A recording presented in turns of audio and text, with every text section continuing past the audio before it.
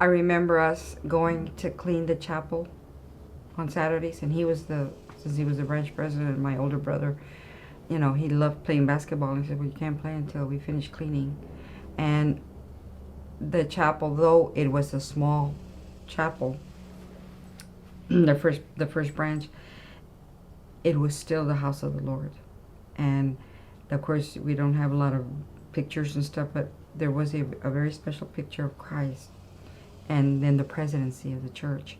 I remember at one time on a Saturday, it was the old chapel that we had as the branch, and we used to have primary on Saturday there. And after primary, we had to clean up. Well, my dad really, and the district leader, as far as the missionaries went, they had a little house in the back near the parking area, and that's where they lived. Well, these two missionaries went into the chapel and they played the piano, and it was okay to practice the piano in there as long as there were hymns. But I remember that this one missionary and his companion were there, and they were playing like a boogie boogie on the piano.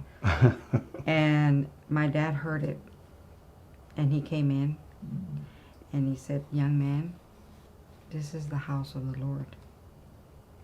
Just because it was a little chapel doesn't mean anything. This is, and you're respected." And he made him get out. Even now, I try not to talk in the chapel. I don't get up.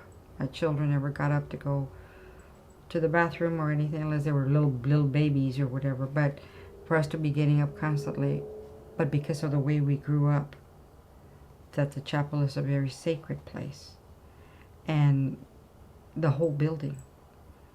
And that's how, you know, that was a lot of emphasis was put on that, and so that the temple was even more sacred.